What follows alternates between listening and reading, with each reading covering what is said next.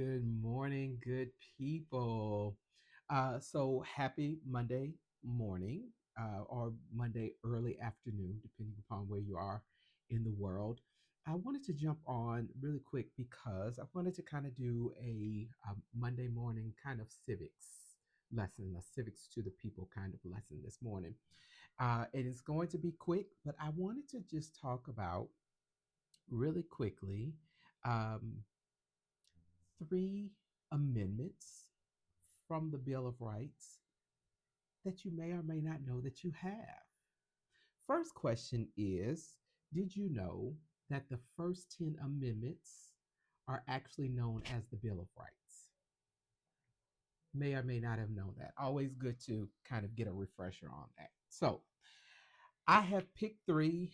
We are going to run down them really quickly. And then when we get to the end, there is something else that I'm going to jump to that has nothing to do with amendments or anything of that nature. But I did want to heard it this morning. I did want to bring it to our attention so that we are also paying attention economically to what is happening in this country currently, especially under this administration.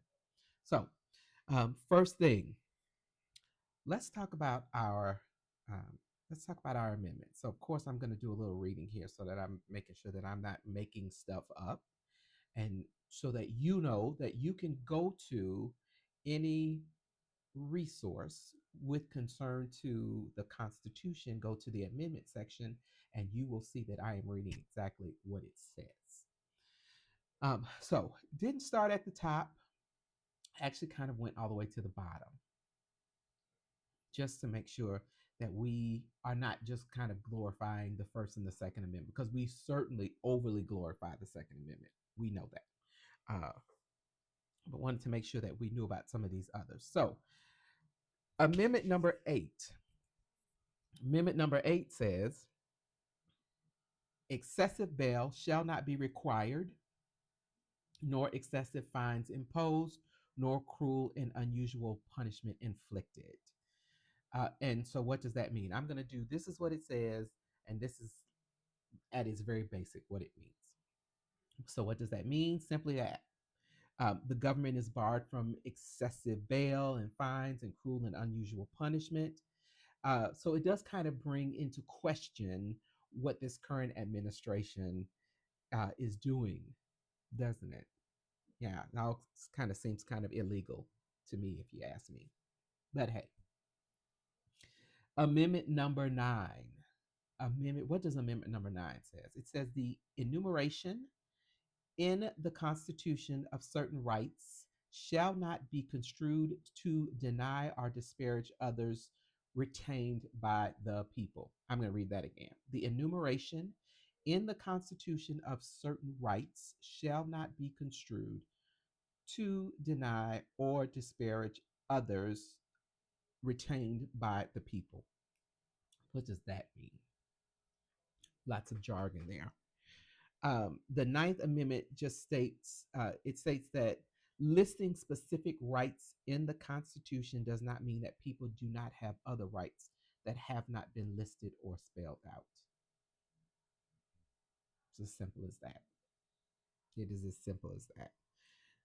The Ninth Amendment states that listing specific rights in the Constitution, all the rights that are listed, does not mean that people do not have other rights that have not been listed or spelled out. And then Amendment number 10. What does Amendment 10 say? The powers not delegated to the United States by the Constitution, better yet, it says stated by the Constitution.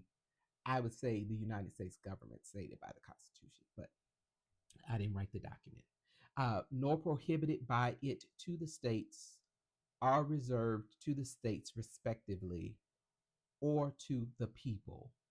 What does that mean? It means that the federal government not only has those powers delegated, I'm sorry, the federal government only has those powers delegated in the Constitution. If it is not listed, it belongs to the states or the people. It is a separation of the powers. You have federal, state, people. If what is delegated to the federal by the Constitution, uh, if it is not delegated to the federal by the Constitution, then those powers either remain with the states or with the people. Very simple. So, why is this important? Because a people who do not understand the laws of their nation are certain to accept whatever the government gives them. The 10th Amendment says to the states or the people, not an authoritarian state. So, saying all of that, going over and thinking about all of those things, this is why the political and politics and documents such as the Constitution matter.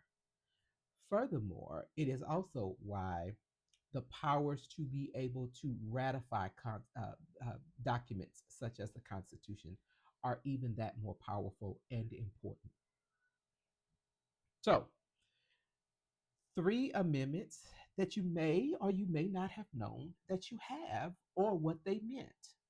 We are going to do another segment like this, and I'm going to probably pick two or three more uh, amendments from the Bill of Rights, and we'll talk about those at some point in the future as well. Now, completely side from that conversation, I just heard this morning from Mark Zandi of Moody's Analytics, not Zandy's Analytics, Moody's Analytics.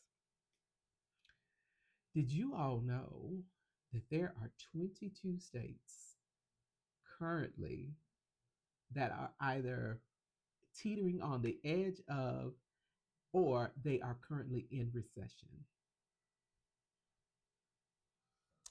Connecticut, Delaware, Georgia, Illinois, Iowa, Kansas, Maine, Maryland, Massachusetts, Minnesota, Montana, New Hampshire, New Jersey, Oregon, Rhode Island, South Dakota, Virginia, Washington, D.C., West Virginia, and Wyoming. So if you all think that this administration is doing anything to put the people first, then I have a bridge in New York City that I can sell you. Contact me for more details on that bridge. Have a good day.